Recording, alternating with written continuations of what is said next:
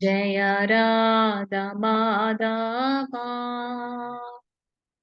जय कुंज बिहारी जय राधा माधवा जय कुंज बिहारी जय गोपी जन वल्लभा गिरिवरधारी जय गोपी जन वल्लभा गिरिवरधारी यशोदनन्दन व्रज जनरञ्जन यशोदनन्दन व्रज जनरञ्जन यमुनतीरवनचारी यमुनतीरवनचारी हरे कृष्ण कृष्ण कृष्ण हरे हरे हरे राम राम राम हरे हरे हरे कृष्ण कृष्ण कृष्ण हरे हरे हरे राम राम राम हरे हरे हरे कृष्ण कृष्ण कृष्ण हरे हरे हरे राम राम राम हरे हरे हरे कृष्णा 18 நாட்களில் பகவத்கீதை கிளாஸ்ல இன்னைக்கு வந்து 13வது நாள் வந்திருக்கக்கூடிய அனைத்து பக்தர்களையும் ஸ்ரீ ஸ்ரீ ராதா கோவிந்தா இஸ்கான் பெங்களூர் சார்பாக வருக வருக என்று வரவேற்கின்றோம். ஸோ இன்னைக்கு நம்ம பார்க்கக்கூடிய அத்தியாயம் என்ன அப்படின்னு பாத்தீங்கன்னா க்ஷேத்ரஜ்ஞ விபாக யோகம் அப்படின்னு நம்ம பார்க்கிறோம். ஒரு நிமிஷம் நான் ஸ்கிரீன் ஷேர் பண்றேன்.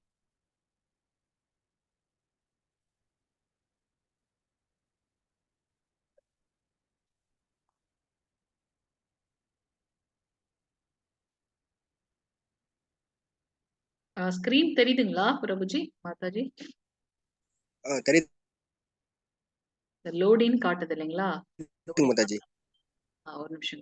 சோ இன்னைக்கு நம்ம பார்க்கக்கூடிய அத்தியாயம் க்ஷேத்ரஜ்ஞ விபாக யோகம். இந்த 13வது அத்தியாயத்துல 35 ஸ்லோகங்கள் இருக்கின்றது. இதோட இது என்னன்னு பாத்தீங்கன்னா இயற்கை, அதை அனுபவிப்பவர் மற்றும் அவருடைய உணர்வுகள் எப்படி இருக்கும் அப்படின்றத நம்ம பார்க்க போகின்றோம். சோ இந்த இதுல வந்து பாத்தீங்கன்னா நமக்கு நம்ம ஏற்கனவே பார்த்த மாதிரி 18 அத்தியாயங்கள் இருக்கின்றது பகவத்கீதையில். அது முதல் 6 அத்தியாயம் வந்து நம்மளுடைய கர்ம யோகத்தையும், மத்தியில இருக்கக்கூடிய 6 அத்தியாயம் பக்தி யோகத்தையும், கடைசியில இருக்கக்கூடிய 6 அத்தியாயம் ஞான யோகத்தையும் நமக்கு வந்து தெரிவிக்கின்றது. சோ நம்ம இதுல முதல் 12 அத்தியாயங்களை நம்ம முடிச்சிட்டோம் நேற்று வரைக்கும். கர்ம யோகத்தையும் பார்த்தாச்சு, பக்தி யோகத்தையும் பார்த்தாச்சு. இன்னையில இருந்து நம்ம பார்க்கக்கூடிய அடுத்த 6 நாள் நம்ம என்ன பார்க்க போறோம் அப்படின்னு பாத்தீங்கன்னா கர்மயோகம், நம்முடைய செயல்கள் எப்படி இருக்க வேண்டும், அதை எப்படி செய்தால் பகவானை சென்றடைய முடியும்ன்றத விளக்கமாக பார்க்க போறோம். சோ இன்னைக்கு நம்ம 13வது அத்தியாயத்தில் பார்க்கக்கூடியது க்ஷேத்ரஜ்ஞ விபாக யோகம் அப்படின்னு பாக்குறோம்.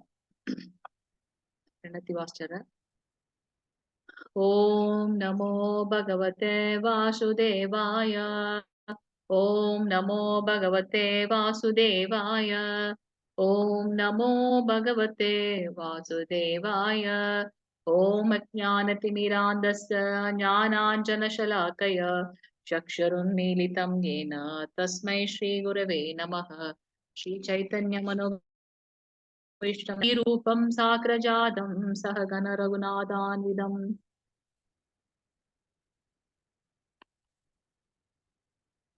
तं सजीवं सात्वैदं सावधूतं परिजनसहितं श्रीकृष्ण चैतन्यदेवं श्रीराधाकृष्णपादान् सहगण ललिता श्रीविशाखान्वितां च हे कृष्णा करुणा सिन्धु दीनबन्धो जगत्पते गोपेश गोपिका कान्त राधाकान्त नमस्तुते तप्त काञ्चन गौरांगी राधे वृन्दावनेश्वरी वृषभानुसुत देवी प्रणमामि हरिप्रिये वाञ्छकल्पतरुभ्यश्च कृपा सिन्धुभ्य एव च पतितानां पावनेभ्यो वैष्णवेभ्यो नमो नमः.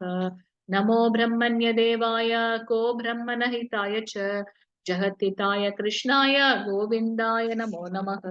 नमो महावदन्याय कृष्ण प्रेम प्रदायते कृष्णाय कृष्ण चैतन्य नाम्ने गौरत्वशे नमः। गुरवे गौरचन्द्राय राधिकायै ततालये कृष्णाय कृष्ण भक्ताय तद्भक्ताय नमो नमः। नमो विष्णुपादाय कृष्ण पृष्ठाय भूतले श्रीमती भक्ति वेदांत स्वामी नामिनी। नमस्ते सरस्वती देवे गौरवाणी प्रचारिणी निर्विशेष शून्यवादी पाश्चय देश धारिणी।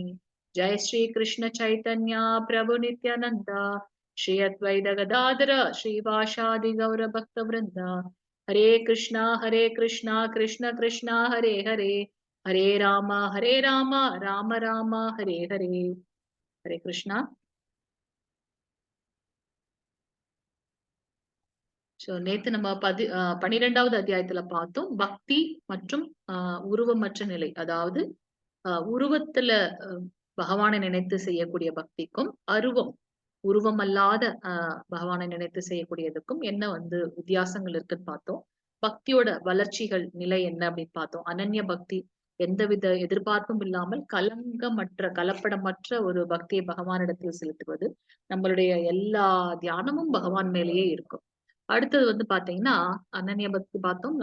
செகண்ட் இருக்குது என்ன, செகண்ட் இது என்ன பார்த்தோம் நம்ம, அனன்ய பக்தி. அடுத்து இருக்குது நிஷ்காம கர்ம யோகம். சோ நம்ம என்ன திறமைகள் இருக்கின்றதோ அது பகவானுக்காக. சாதன பக்தி இரண்டாவது இருக்கக்கூடியது சாதன பக்தி. ஒழுக்க நெறிமுறைகளை, ஆன்மீக இதுல முன்னேறுவதற்கான ஒழுக்க நெறிமுறைகளை ஃபாலோ பண்றது. மூன்றாவது இருக்கக்கூடியது நிஷ்காம கர்ம யோகம் அப்படின்னு பார்த்தோம். நம்மளுடைய திறன்களை பகவானுக்காக யூஸ் பண்றது. சரி, அதெல்லாம் பண்ண முடியல அப்படின்னாக்க சகாம கர்ம யோகம். அதாவது நம்மளுடைய செய்யக்கூடிய கர்மங்களை நீ தொடர்ந்து பண்ணிட்டே இரு. அட்லீஸ்ட் இந்த பலன் நமக்கு கிடைக்கிறது பகவான் மூலமாக கிடைக்கின்றது இந்த ஞானம். அதுக்கப்புறம் பாத்தீங்கன்னா தியான யோகம். கடைசியாக ஞான யோகம் அப்படின்னு பகவான்ல நிலைத்திருப்பது தியான யோகம். ஞான யோகம் அவரை பற்றி அறிந்து கொள்வது அப்படின்னு நம்ம பார்த்தோம். சோ இன்னைக்கு பாத்தீங்கன்னா நம்மளுடைய அத்தியாயத்துல 35 ஸ்லோகங்கள் பார்த்தோம். இதுல திருப்பி அர்ஜுனர் 6 கேள்விகள் கேட்கின்றார். ஹரே கிருஷ்ணா. பிரபுஜி மாதாஜி, என் வாய்ஸ் கேக்குதுங்களா? கேக்குதுங்க Mataji. Okay Prabhuji, Hare Krishna. Thank you Prabhuji. So இன்னைக்கு பாத்தீங்கன்னா அர்ஜுனன் 6 கேள்விகள் கேட்கின்றார். க்ஷேத்ர மற்றும் க்ஷேத்ரஜ்ஞ அப்படின்றதோட விளக்கம். அதுக்கப்புறம் அறிவை பெறுவதற்கான செயல்முறைகள். நம்ம என்ன செய்தால் அந்த ஞானத்தை அறிந்து கொள்ள முடியும் அப்படின்றத நம்ம பாக்குறோம். Okay, I guess image load ஆக லேட் ஆகுது. கொஞ்சம் என் கூட பியர் பண்ணுங்க. ஞானியம் அதாவது அறிவின் பொருள் என்ன, பிரகிருதி, புருஷா மற்றும் இந்த பிரபஞ்சம் என்பது என்ன, நம்மளுடைய அந்த ஞானத்தோட பார்வை என்னவாக இருக்கும் அப்படின்றத நம்ம பார்த்தோம். ஓம் நமோ பகவதே வாசுதேவாய. ஓம் நமோ பகவதே வாசுதேவாய. ஓம் நமோ பகவதே வாசுதேவாய. ஓம் ஸ்ரீ கிருஷ்ண பரமாத்மனே நமः. अध त्रयोदशोऽध्यायः क्षेत्रज्ञानयोग. हरे कृष्णा. सो इमेज लोड ஆக லேட் ஆகுது. பிரபுஜி, யார்கிட்டயாவது பகவத்கீதை புக் இருக்குங்களா?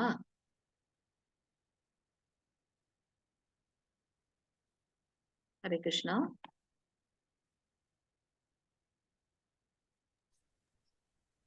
இல்ல மாதாஜி. இருக்குதுங்க மாதாஜி, ஆனா பூஜை ரூமுக்குள்ள இருக்கு, இப்போ எடுக்க முடியாது. ஒன்னும் பரவாயில்ல. இந்த சாஃப்ட் காப்பி நம்ம ஏற்கனவே கொடுத்தோம். அது யாருக்கிட்டயாச்சும் இருந்ததுனாக்கா அதை ஓபன் பண்ணி வச்சுக்கலாம். மாதாஜி ரொம்ப நேரம் இருக்க முடியாது நமக்கு. It's okay. அது என்னன்னு தெரியல. அது ஓப்பன்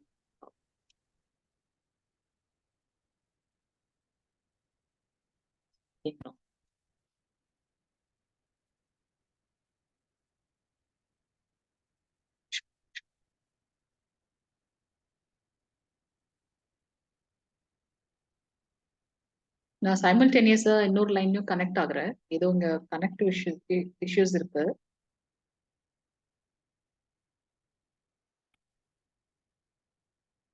ஹரே கிருஷ்ணா கிருஷ்ண கிருஷ்ண ஹரே ஹரே हरे राम राम राम हरे हरे, हरे कृष्ण कृष्ण कृष्ण हरे हरे, हरे राम राम राम हरे हरे, हरे कृष्ण कृष्ण कृष्ण हरे हरे, हरे राम राम राम हरे हरे, हरे कृष्ण कृष्ण कृष्ण हरे हरे, हरे राम राम राम हरे हरे, हरे कृष्ण कृष्ण कृष्ण हरे हरे, हरे राम राम राम हरे हरे.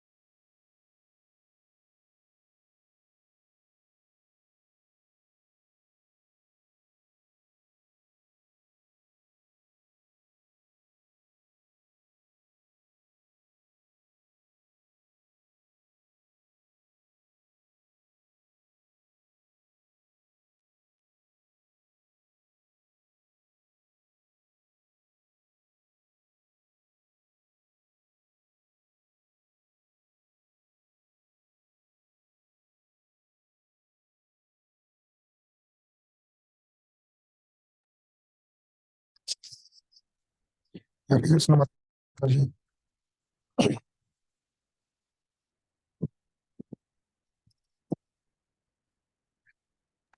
हरे பிரபுஜி कृष्ण ஒரு माता जी। நிமிஷம், நான் இதுல ட்ரை பண்றேன், ஒரு நிமிஷம்.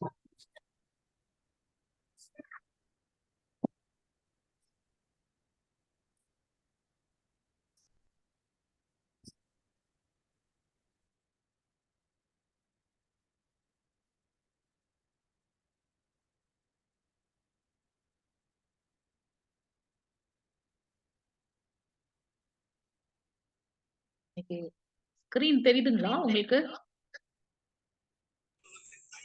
தெரியுது மாதாஜி. ஓகே ஓகே, வாசிக்கிறீங்களா பிரபுஜி? வாசிங்க. अर्जुनोवाच प्रकृतिं पुरुषं सैव क्षेत्रज्ञम् एव स एतत् वेदितुम् इच्छामि ज्ञानं यज्ञं सखेत्सव। श्री भगवान उवाच इदं शरीरं कौन्तेय क्षेत्रं विधीयते एकत्यो वेदितं प्रभो क्षेत्रज्ञ इति तत् विद। कृष्ण माताजी। ஹரே கிருஷ்ண பிரபுஜி. அர்ஜுனன் கூறினான், எனது அன்பு கிருஷ்ணரே, இயற்கை 6 கேள்விகள் கேட்கிறாரு இல்லையா? இயற்கை, அதாவது பிரகிருதி, அதை அனுபவிப்பவன் புருஷ, கலம் அந்த கஷேத்திரம் எது வந்து அனுபவிக்கப்படுகின்றது, இந்த கலத்தை அறிபவன் அதாவது கஷேத்திரஜன், அறிவு, ஞானம், அறியப்படும் பொருள் அதாவது நேயம் ஆகியவற்றை பற்றி நான் தெரிந்து கொள்ள விரும்புகின்றேன். 6 விஷயங்களை வந்து இங்க வந்து பகவான் கிட்ட வந்து அர்ஜுனர் கேட்கிறார். அதாவது இந்த இயற்கை, இந்த பிரகிருதி, அனுபவிப்பவன் யாரு, அத எதை கொண்டு நாம் அனுபவிக்கின்றோம், அந்த களம் என்பது என்ன, இந்த களத்தை அறிபவன் யாரு, அதாவது கஷேத்திரஜன், என்ன நான் வந்து அறிந்து கொள்ள வேண்டும், அல்லது ஞானம் என்ன, அறியப்பட வேண்டிய பொருள் என்ன அப்படின்றத பத்தி நான் தெரிந்து கொள்ள விரும்புகின்றேன் அர்ஜுனன் கேட்கிறார். அதற்கு பகவான் புருஷோத்தமன் என்ன சொல்றாரு அப்படின்னு பாத்தீங்கன்னா, குந்தின் மகனே, இந்த உடல் என்பது களம் எனப்படுகின்றது. இந்த உடலை வைத்துதான் நாம் எல்லாத்தையும் அனுபவிக்கின்றோம். சோ இந்த உடல் வந்து களம் அல்லது கஷேத்திரம் என்று அழைக்கப்படுகின்றது. இந்த உடலை அறிந்து கொள்பவன், அதாவது இந்த களத்தை அறிந்து கொள்பவன் கஷேத்திரஜன். யார் அது? ஆத்மா. ஆத்மா வேறு, உடல் வேறு அப்படின்றத புரிந்து கொள்ள வைத்தவன் அது கஷேத்திரஜன் என்று அழைக்கப்படுகின்றான் அப்படின்றது அர்ஜுனனுக்கு கிருஷ்ணர் இங்க சொல்றார். அடுத்த ஸ்லோகத்துல என்ன சொல்றாரு அப்படின்றத நம்ம பார்க்கலாம். சோ இங்க பாத்தீங்கன்னா, பிரகிருதி என்பது பொருள் இயற்கை, அதாவது இந்த ஜட இயற்கை. புருஷ அப்படின்றது வந்து அனுபவிப்பவர், அதாவது யார் இங்க அனுபவிப்பவர், இந்த ஜட இதை வந்து நான் அனுபவிக்கிறேன் நம்ம நினைச்சுக்கிறோம், ஆத்மா இல்ல, நமக்கு மேல இருக்கக்கூடிய பகவான் தான் அதை வந்து நமக்கு சாங்ஷன் பண்ற அத்தாரிட்டி. கஷேத்திரஜன் அப்படின்றது இந்த உடல், இதை வைத்துதான் நாம் கர்மங்களை செய்கின்றோம். கஷேத்திரஜ அப்படின்றது இந்த உடலின் பார்வையாளர், அதாவது ஆத்மா, அதாவது நமக்கு மேல இருக்கக்கூடிய பரமாத்மா. நம்ம பத்தி மட்டும்தான் நமக்கு தெரியும், ஆனா பகவான் ஆகிய பரமாத்மாவிற்கு எல்லா ஜீவாத்மாக்களை பற்றியும் தெரியும். ஞானம் என்பது என்ன அப்படின்னு பாத்தீங்கன்னா, இந்த உடல் வேறு, ஆன்மா வேறு அப்படின்ற அறிவை புரிந்து கொள்வது ஞானம். நேயம், அந்த அறிவின் இலக்கு என்னவாக இருக்கும் அப்படின்னு பாத்தீங்கன்னா, பரமாத்மாவை அடைவது மட்டுமே அந்த அறிவின் இலக்காக இருக்க முடியும் அப்படின்றத வந்து பகவான் இங்க நமக்கு எக்ஸ்பிளைன் பண்றாங்க.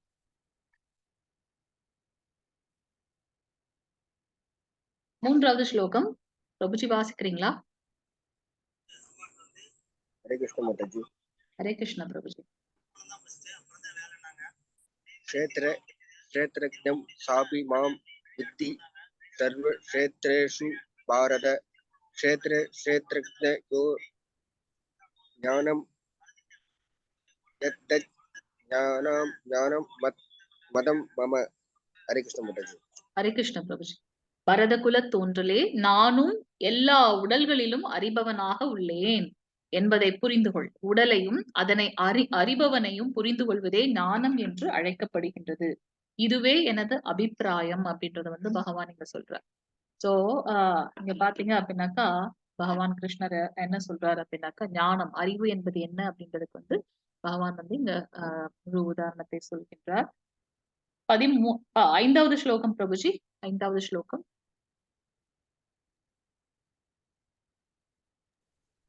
ஹரே கிருஷ்ண மாதாஜி.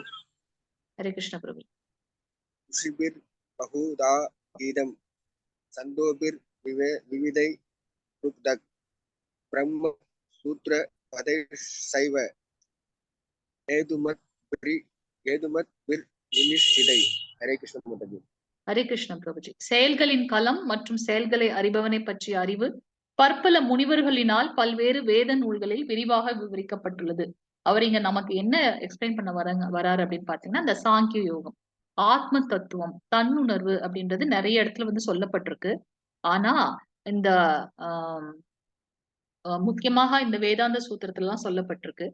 வேதாந்த சூத்திரத்தின் பதங்களில் காரணம் மற்றும் விளைவுகளுடன் இவை மிகவும் நுணுக்கமாக விளக்கப்பட்டுள்ளன. நாம் எதற்காக இந்த பிரபஞ்சத்துல வந்து நம்ம பிறப்பெடுத்திருக்கின்றோம், நம்மளுடைய நோக்கம் எதுவாக இருக்கும் அப்படின்றத மிகவும் கிளியரா வந்து பகவான் நமக்கு சொல்லியிருக்காரு அப்படின்றத வந்து நம்ம 5வது ஸ்லோகத்துல பார்க்கணும். சோ இங்க வந்து பாத்தீங்கன்னா, ஃபர்ஸ்ட் நம்ம கிட்ட இருக்கிறது என்ன அப்படின்னு பாத்தீங்கன்னா, நம்ம எல்லாரும் இந்த அன்னமயான்றது என்ன, நம்மளுடைய உணவிற்காக, இந்த உடலை வளர்ப்பதற்காக, உணவிற்காக நம்ம வந்து நிறைய இந்த ஜட உலகில வந்து கஷ்டப்படுறோம். சோ ஒரு குறிப்பிட்ட மக்களோட இது என்னன்னு பாத்தீங்கன்னா, முதல்ல எனக்கு வந்து சாப்பாடு கிடைச்சா போதும் நம்ம இருக்கிறது, அது வந்து அன்னமயா. அடுத்த லெவல்ல வந்து என்னன்னு பாக்குறீங்க அப்படின்னாக்கா, அவங்க கொஞ்சம் முன்னேற்றம் அடைந்து நம்மளுடைய அந்த உள்ளுணர்வு, நம்மளுடைய அந்த சுவாச காற்று பிராணயாமா பத்தி நம்ம படிச்சோம் 4வது சாப்டர்லயே. சோ அந்த பிராணமயா, அந்த சுவாசம், உயிரோட உழுவதற்கு உண்டான எல்லா செயல்களையும் செய்வது. என்னென்னலாம் செய்வாங்க அவங்க அப்படின்னு பாத்தீங்கன்னா, நம்மளுடைய அந்த பேசிக்கா நம்மளுடைய தேவைகள் இருக்கும் இல்லையா, அதையெல்லாம் அவங்க ஃபுல்ஃபில் பண்றது, நமக்கு இருக்க வேண்டியதுக்கு ஒரு இடம், நமக்கான ஒரு ஃபேமிலி அமைத்துக் கொள்வது, இதெல்லாம் பிராணமயால போறது. அடுத்தது வந்து பாத்தீங்கன்னா ஞானமயா. ஞானமயா அல்லது ஆஹ் மனோமயா. அப்படின்னா ஞானமயானா என்ன அப்படின்னு பாத்தீங்கன்னா, பகவானை பற்றி அறிந்து கொண்டு அதில் திருப்தி வருவது வந்து ஞானமயா என்று அழைக்கப்படுகின்றது. அதற்கு அடுத்தது பாத்தீங்கன்னா விஞ்ஞானமயா. விஞ்ஞானமயனா என்ன, நம்ம ஏற்கனவே பார்த்திருக்கோம். ஆத்மாவை பற்றி அறிந்து கொள்வது ஞானம், பகவானை பற்றி அறிந்து கொள்வது, பரமாத்மாவை பற்றி அறிந்து கொள்வது விஞ்ஞானம் அப்படின்னு பார்த்தோம். இதற்கு எல்லாத்தையும் மேல பாத்தீங்கன்னா ஆனந்தமயா. எப்ப அது ஆனந்தமயான்னு சொல்றோம் நம்ம, எப்ப ஒருவன் பகவான் கிருஷ்ணருடைய பக்தி தொண்டில் ஈடுபடுகின்றானோ அப்ப வந்து அந்த ஆனந்தமயாவில் அவன் லயித்திருக்கின்றான் அப்படின்றத நம்ம இங்க பார்க்கலாம். சோ நம்மளுடைய அந்த ஃபர்ஸ்ட் நம்மளோடது என்ன அது பாத்தீங்கன்னா உணவு அன்னமயா, அடுத்தது பிராணமயா, அடுத்தது ஞானமயா, விஞ்ஞானமயா, கடைசியாக இருக்கக்கூடியது ஆனந்தமயா அப்படின்றத நம்ம இங்க பார்க்கலாம். 6வது 7வது ஸ்லோகம் பிரபுஜி வாசிக்கிறீங்களா? நானே வாசிக்கிறேன். மகாபூதான் யஹங்காரோ புத்திர் அவ்யக்தம் ஏவச்ச இந்திரியாணி தசைகம் ச பஞ்சசேந்திரியா கோச்சர இச்சாத்வேஷ சுகம் துக்கம் சங்காதச்சேதன த்ருதி ஏகத் க்ஷேத்ரம் சமாசேன ச விகாரம் உதாகிருதம். பஞ்சபூதம் அகங்காரம் புத்தி அவ்யக்தம் 10 புலன்கள் மனம் 5 புலன்களின் பொருட்கள் விருப்பு வெறுப்பு இன்பம் துன்பம் உயிரின் அறிகுறிகள் திட நம்பிக்கை இவையெல்லாம் சுருக்கமாக செயல்களின் களம் மற்றும் அதன் மாறுபாடுகள் என்று கருதப்படுகின்றன. நம்ம ஏற்கனவே பார்த்தோம் செயல்களின் களம் என்பது என்ன, இந்த உடல். சோ இந்த உடல்ல பாத்தீங்கன்னா பஞ்சபூதங்கள் இருக்கு. நம்ம இந்த சூக்ஷ்ம உடலை கவர் பண்ணிருக்கக்கூடிய அந்த பொய் அகங்காரம் புத்தி மனம் அதெல்லாம் இருக்கு. 10 புலன்கள். சோ இந்த மாதிரி மொத்தம் இது எல்லாமே கலந்த ஒரு கலவைதான் வந்து பாத்தீங்கன்னா இந்த உடல் கஷேத்ரஜ்ஞம் என்று அழைக்கப்படுகின்றது அப்படின்றத வந்து இங்க பகவான் சொல்றார். வாசிக்கிறீங்களா பிரபுஜி? 8வதுல இருந்து 12வது ஸ்லோகம். பிரபுஜி ஸ்கிரீன் தெரியுதுங்களா உங்களுக்கு?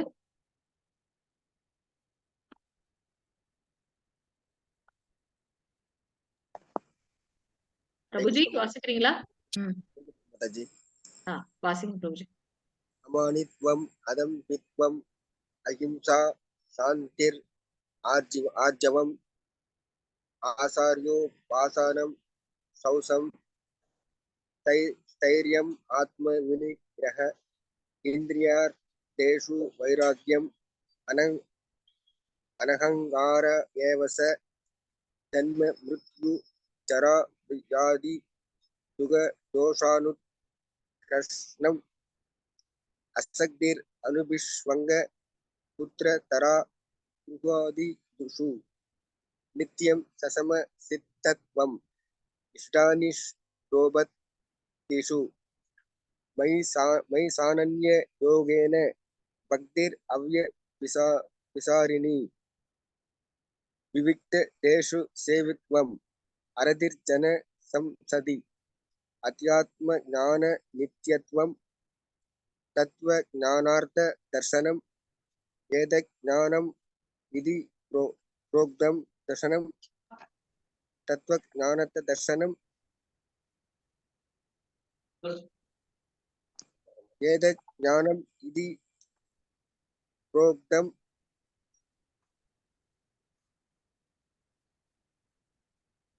அஜ்ஞானம் யத் அதோ அன்யதா.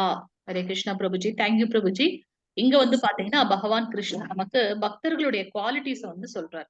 அவங்க கிட்ட என்னென்ன குவாலிட்டிஸ் எல்லாம் இருக்கும் அப்படின்னு பாத்தீங்கன்னா அடக்கம், கர்வமின்மை, கர்வம் இல்லாமல் இருப்பார்கள், அஹிம்சை, எந்த உயிரினத்தையும் துன்புறுத்துவதற்கு அவர்களுக்கு மனம் இருக்காது, பொறுமை, எளிமையாக இருப்பது, அங்கீகரிக்கப்பட்ட ஆன்மீக குருவை அணுகுதல். ஏன்னா அந்த குரு சீட பரம்பரை மூலமாக இந்த பகவத்கீதை என்ற ஞானம் வந்து அளிக்கப்படுகின்றது. தூய்மையாக இருத்தல். தூய்மைன்னு எங்க வந்தாலும் நம்ம உடனே நம்ம அதை எப்படி எடுத்துக்கணும் அப்படின்னாக்கா அகத்தூய்மை அண்டு புறத்தூய்மை, உள்ளும் புறமும் தூய்மையாக இருக்கும்.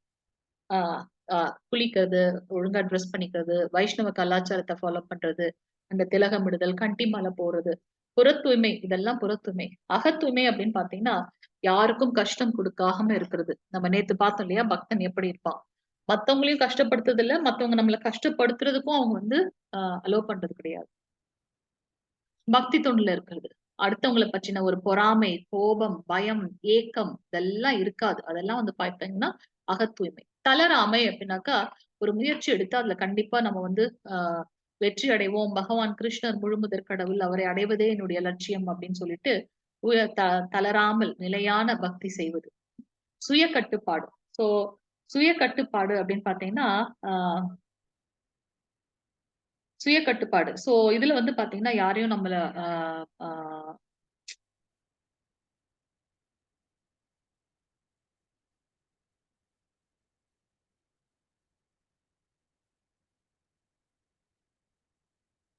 சுய கட்டுப்பாடு. நம்ம பார்த்தோம் இல்லையா? 4 ஒழுக்க நெறிமுறைகள் என்ன அப்படின்னு நம்ம பார்த்தோம்.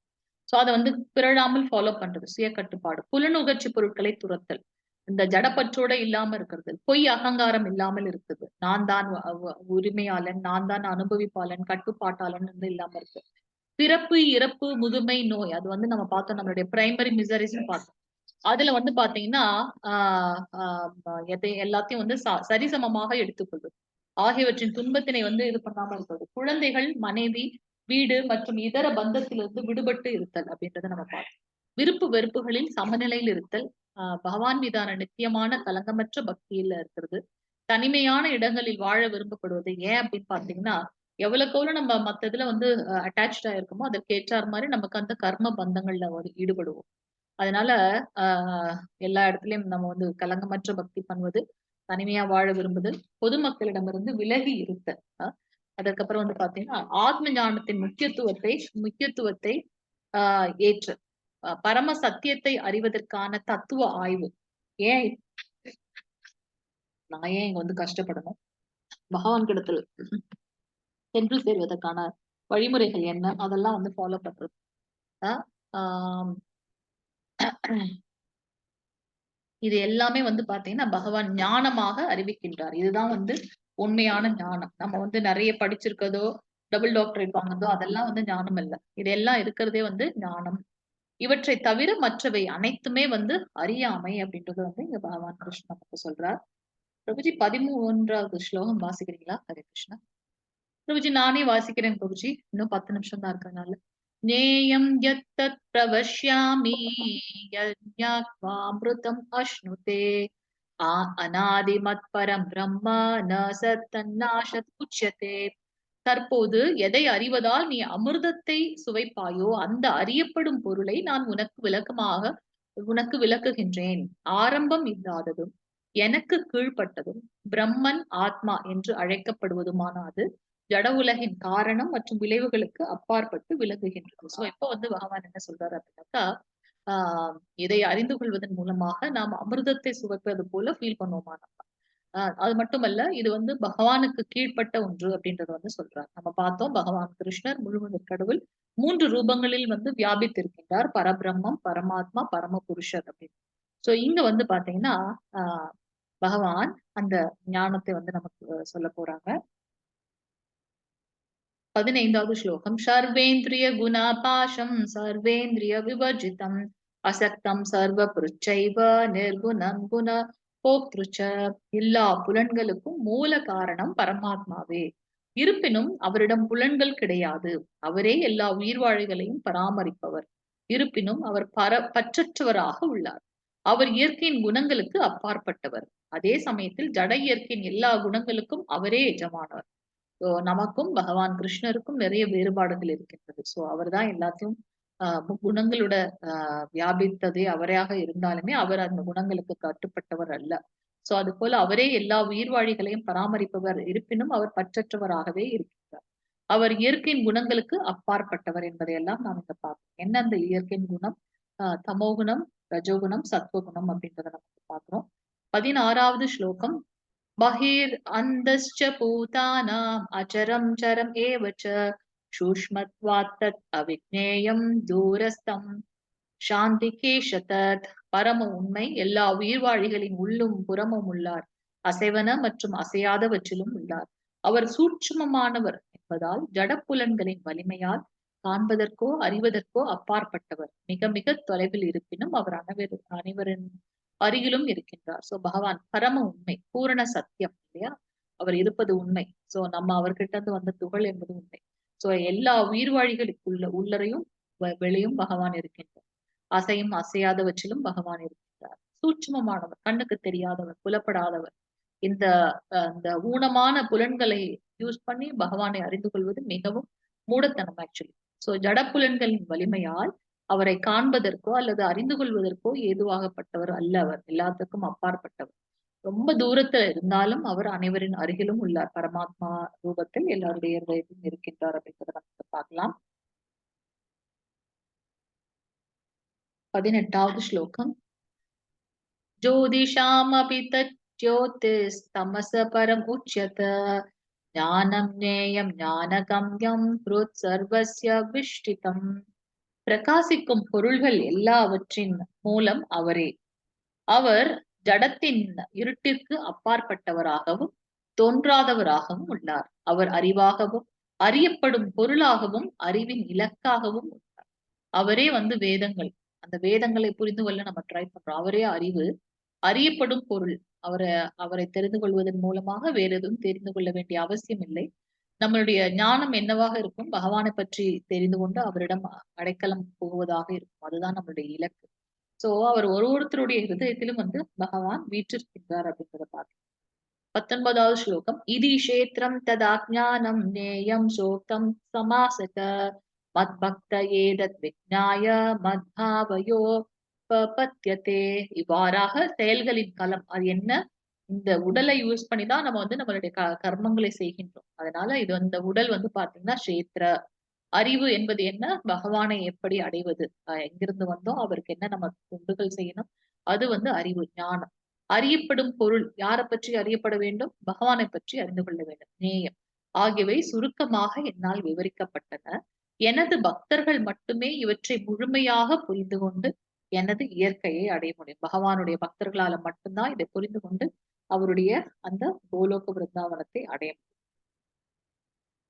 20வது ஸ்லோகம். பிரகிருதம் புருஷம் சைவ வித்தனாதி உபாவபி விகாராம் ச குணாம் சைவ வித்தி பிரகிருதி சம்பவான். ஜட இயற்கையும் உயிர்வாழிகளும் ஆரம்பமற்றவை என்பதை புரிந்து கொள்ள வேண்டும். அவர்களது மாற்றங்களும் ஜடத்தின் குணங்களும் ஜட இயற்கையின் உற்பத்தி பொருட்களே. சோ இந்த ஜட இயற்கை, அதில் வாழக்கூடிய உயிர்கள் எல்லாமே ஆரம்பமற்றவை. ஏன்னா எப்ப பகவானுடைய மூச்சு காற்று வேதங்களாக கருதப்படுகின்றது. சோ எப்ப பகவான் எட்டர்னலோ அவரிடமிருந்து வந்த நாமம் எட்டர்னல், ஆரம்பமற்றவர்கள் என்பதை புரிந்து கொள்ள வேண்டும். அவர்களது மாற்றங்களும் ஜடத்தின் குணங்களும் ஜட இயற்கையின் உற்பத்தி பொருட்களே. ஏன் அவங்க மாறிக்கொண்டிருக்கின்றார்கள் இல்லது ஜட குணங்கள் இருக்கு அப்படின்னு பாத்தீங்கன்னா, இதெல்லாம் பாத்தீங்கன்னா இந்த கலியுகத்தில் உள்ள இயற்கை, இந்த பிரபஞ்சத்தில் இருக்கக்கூடிய இது பாத்தீங்கன்னா அதுதான் நம்ம இந்த கலியுகத்திற்கு உண்டான குணாதிசயங்கள். இது சத்துவகுணம், தமோகுணம், ரஜோகுணம் பார்க்கணும். சோ இந்த குணங்களின் மூலமாக இந்த நேச்சர், கலியுகத்தோட நேச்சரின் மூலமாக நமக்கு பாத்தீங்கன்னா இந்த மாதிரி மாற்றங்கள் நடந்து கொண்டிருக்கின்றது அப்படிங்கிறத நம்ம புரிந்து கொள்ளலாம். காரிய காரண கர்த்திருத்வே ஹேது பிரகிருதிர் உச்யதே புருஷ சுக துக்கானாம் போக்திராத்வே ஹேதுர் உச்யதே. சோ எல்லா செயல்களுக்கும் விளைவுகளுக்கும் இயற்கையே காரணமாக கூறப்படுகின்றது. இருப்பினும் இவ்வுலகின் பல்வேறு இன்ப துன்பங்களுக்கு உயிர்வாழியே காரணமாக கூறப்படுகின்றது. சோ நம்மளுடைய கர்ம பலன்கள் எதால் அப்படின்னு பாத்தீங்கன்னா இந்த பிரபஞ்சத்தினாலதான். ஆனா நான் ஏன் இந்த மாதிரி கஷ்டப்படுறேன் அப்படின்னாக்கா அதுக்கு என்னுடைய கர்மங்களே காரணம். நான் பண்ணின பாவ புண்ணியத்தின் பலனாக இப்போது நான் அனுபவித்து கொண்டிருக்கின்றேன் அப்படின்றத புரிந்து கொள்ள. சோ என்னதான் இந்த ஜட முக்குணங்களோட தாக்கம் இருந்தாலும் நம்மளுடைய நிலைமைக்கு நாம தான் பொறுப்பேற்க வேண்டும் அப்படின்றத நம்ம புரிந்து. புருஷ பிரகிருதி ஸ்தோஹி புங்தே பிரகிருதி ஜான் குணான் காரணம் குண சந்தோஷ்ய சத் அசத் யோனி ஜன்மசி. இவ்வாறாக ஜட இயற்கையில் உள்ள உயிர்வாழி இயற்கையின் முக்குணங்களை அனுபவித்துக் கொண்டு வாழ்வின் வழிகளை பின்பற்றுகின்றான். இவை ஜட இயற்கையின் தொடர்பினால் ஏற்படுபவை.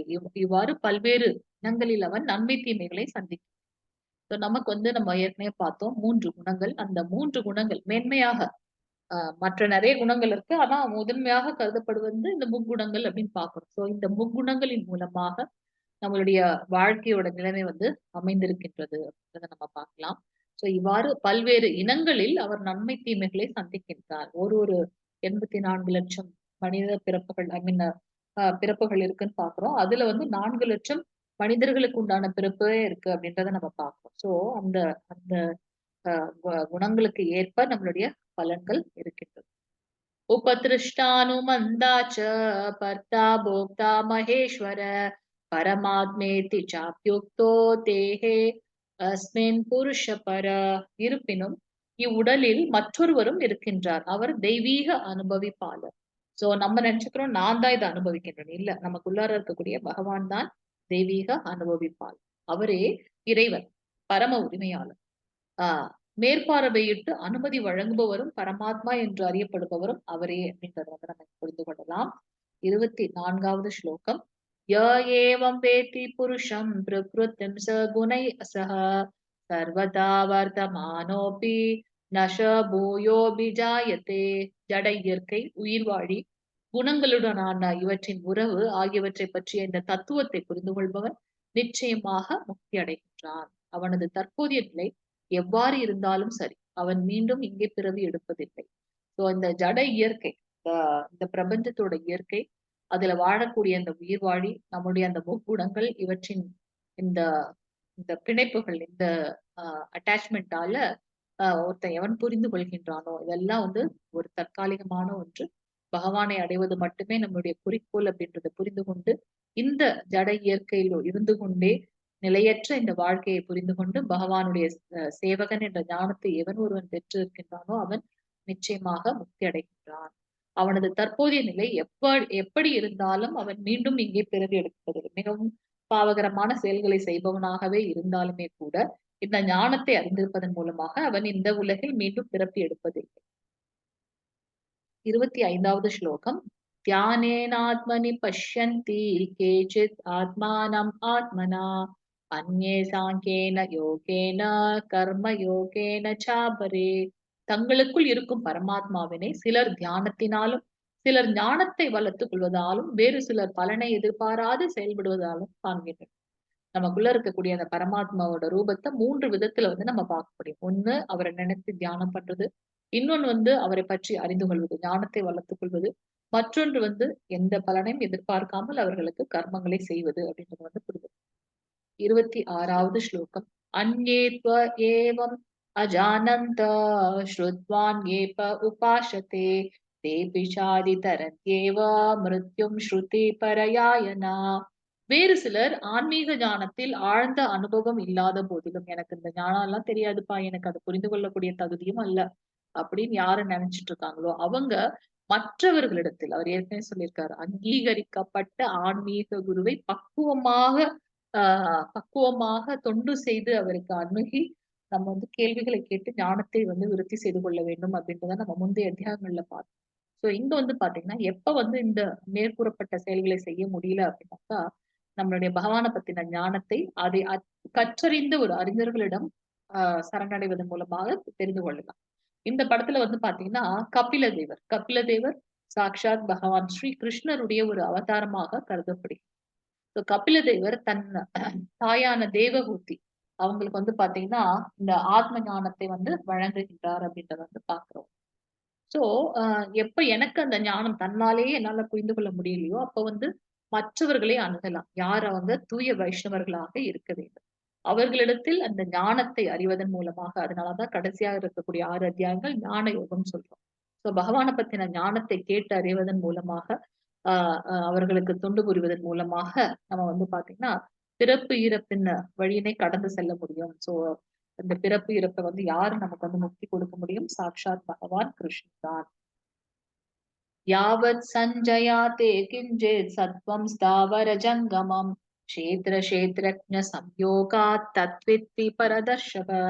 சோ இதுல வந்து பாத்தீங்கன்னா, பரதர்களின் தலைவனே, அசைவன அசையாதவை என எதையெல்லாம் நீ காண்கின்றாயோ அதையெல்லாம் செயல்களின் கலமும் கலத்தை அறிபவனும் இணைந்த கலவையா. இந்த பிரபஞ்சத்துல இருக்கக்கூடிய அனைத்துமே வந்து பாத்தீங்கன்னா இந்த கலம், உடல் மற்றும் அதை அறிந்து கொண்டிருப்பவன், நான் உடல் அல்ல ஆத்மா அப்படின்ற அந்த ரெண்டும் கலந்த கலவையினால் ஆக்கப்பட்டிருக்கின்றது அப்படின்றத வந்து நம்ம பாக்குறோம்.